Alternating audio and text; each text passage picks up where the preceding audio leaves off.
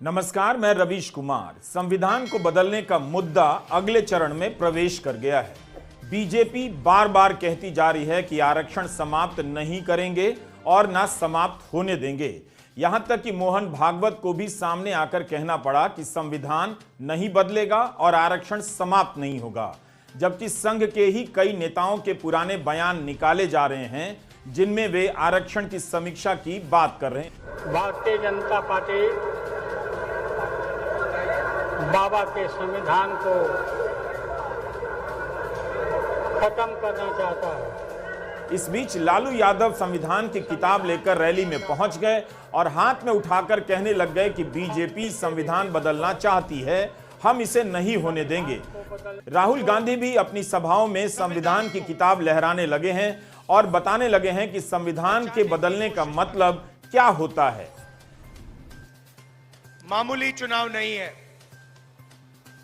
इस चुनाव में दो विचारधाराओं की टक्कर है। एक तरफ कांग्रेस पार्टी, इंडिया गठबंधन,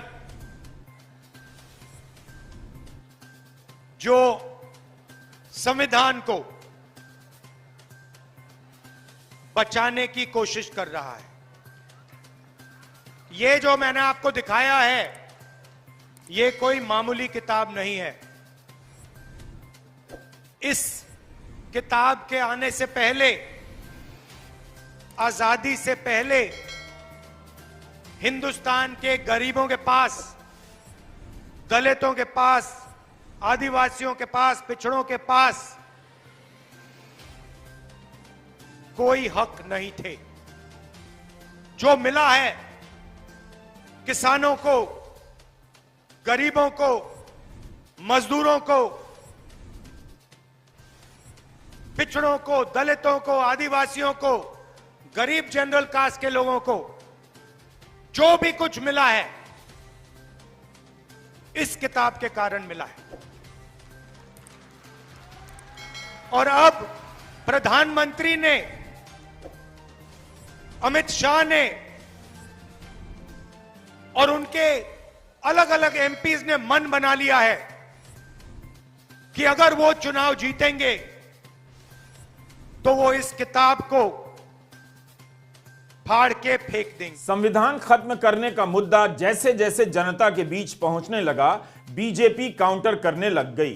बीजेपी का कहना है कि आरक्षण समाप्त नहीं होगा, लेकिन कांग्रेस मुसलमानों को आरक्षण देने के लिए इसके साथ छेड़छाड़ करना चाहती है।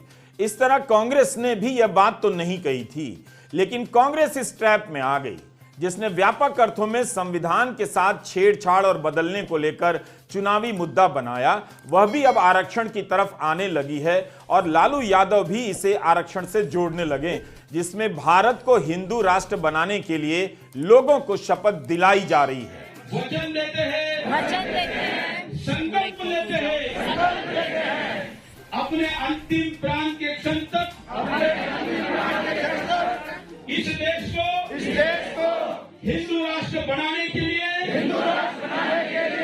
बनाए रखने के लिए, आगे बढ़ाने के लिए लड़ेंगे, मरेंगे, जरूरत पड़ी तो मारेंगे, किसी भी बलिदान के लिए, किसी भी कीमत पर एक क्षण भी पीछे नहीं हटेंगे। दिसंबर 2021 में जब सुदर्शन टीवी के प्रमुख संपादक सुरेश चव्हाणके ने भारत को हिंदू राष्ट्र बनाने की शपथ दिलाई और वीडियो भी ट्वीट कर दिया, तब प्रधानमंत्री नरेंद्र मोदी और गृह मंत्री अमित शाह ने क्या कोई कार्रवाई की और कहा कि भारत को हिंदू राष्ट्र नहीं बनने देंगे। सब्सक्राइब कीजिए न्यूज रिएक्शन चैनल को और प्रेस कीजिए नोटिफिकेशन बेल को ताकि आप पास के लेटेस्ट न्यूज अपडेट्स सबसे पहले